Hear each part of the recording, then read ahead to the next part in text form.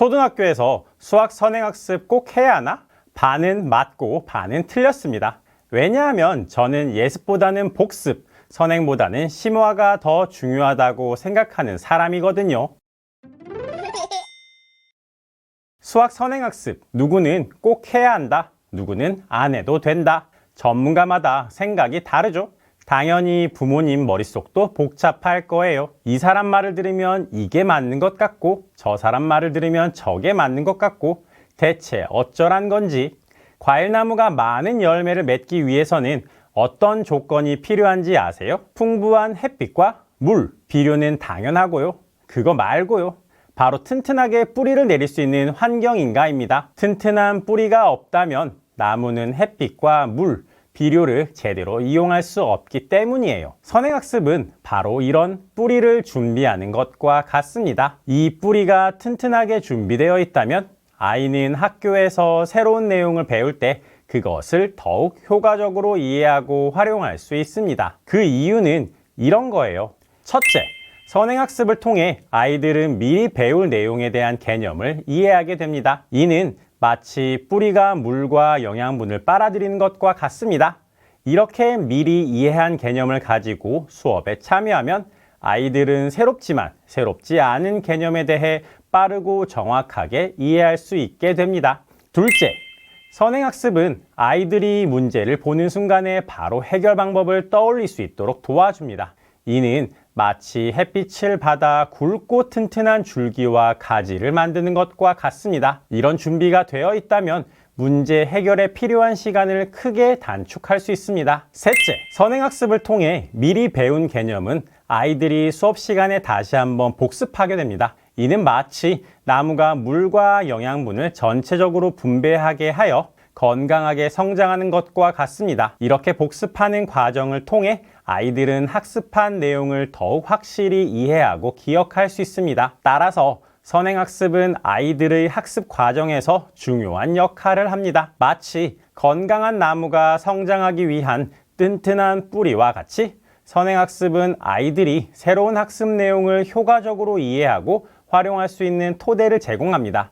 이런 준비가 잘 되어 있다면 아이들은 자신감을 가지고 학습에 임하게 되고 이는 아이들의 전반적인 학습 성취도를 높일 수 있습니다. 그럼 선행학습하고 문제 많이 풀어보는 게 무조건 수학학습에 도움이 되는 거냐? 라고 묻는 분이 있을 거예요. 여행을 가기 위해 목적지만을 알고 가는 것과 그 길을 어떻게 가야 하는지를 알고 가는 것 두 가지는 큰 차이가 있습니다. 목적지만을 알고 가는 여행은 그곳에 어떻게 가야 할지, 중간에 어떤 장애물이 있을지를 모르기 때문에 어려움에 부딪힐 가능성이 높습니다. 반면 그 길을 알고 가는 여행은 그 여정에서 만날 수 있는 다양한 경험과 배움을 누릴 수 있습니다. 이처럼 수학 공부도 문제 유형을 많이 풀고 외운 해결 방법으로 문제를 해결하면 되겠다는 접근 방식은 목적지만을 향해 달려가는 여행과 같습니다.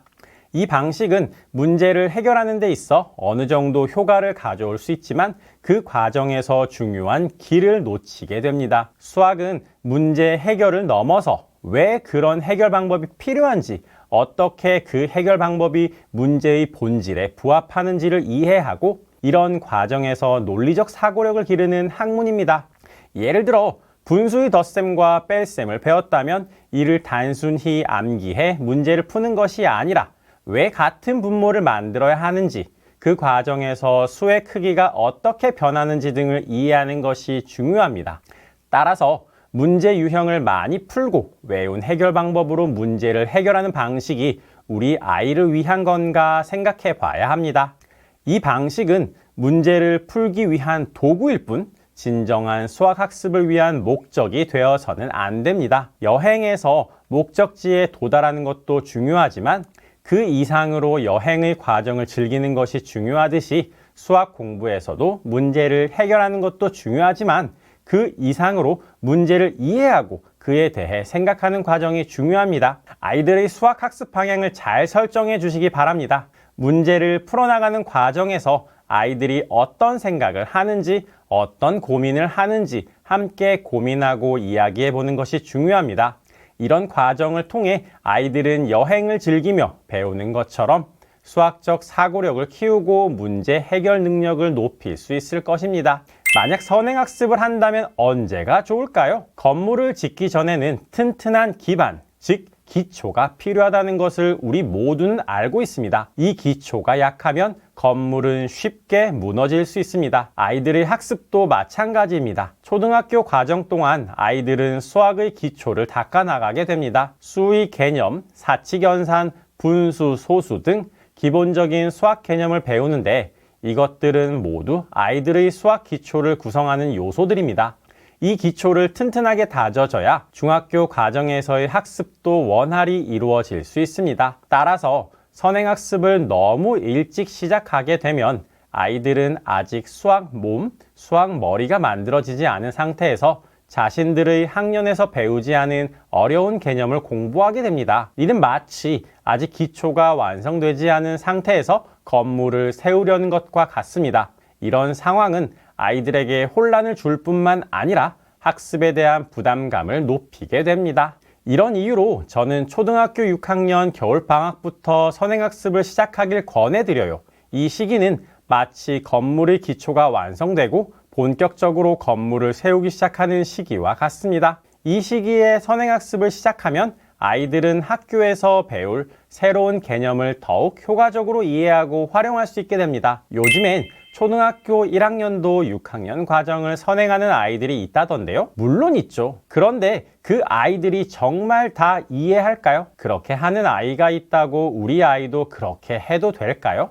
선행학습은 아이들의 학습 능력과 준비 상태를 고려하여 적절한 시기에 시작하는 것이 중요합니다.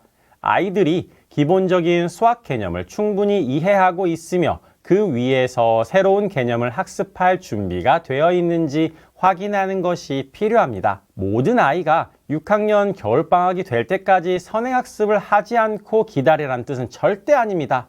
개인의 수학 실력과 유전자는 다르니까 부모님께서 판단하셔서 우리 아이의 수학 몸과 머리가 만들어졌으면 조금 더 빠르게 하셔도 됩니다. 다만 남들이 하니까 우리 아이도 한다는 안 된다는 거예요. 선행학습의 시작 시기를 잘 선택하고 아이들의 학습 능력과 준비 상태를 고려하여 학습 계획을 세우는 것이 아이들의 수학 학습 성취도를 높이는 데 큰 도움이 될 거예요. 튼튼한 건물을 세우기 위해 기초를 닦는 것처럼 아이들의 학습도 튼튼한 기초 위에서 성장하게 해주세요. 오늘 우리는 초등학교에서 선행학습이 필요한지 그리고 언제부터 시작하면 좋을지에 이야기해 보았습니다. 선행학습은 아이들이 문제를 빠르게 해결하는 데 도움을 주지만 단순히 문제 해결하는 방법을 외우는 것이 아닌 문제를 이해하고 생각하는 능력을 키워야 한다는 것을 잊지 말아야 합니다. 오늘 영상을 시청해 주셔서 감사합니다. 다음에는 더 좋은 영상으로 찾아오겠습니다. 감사합니다.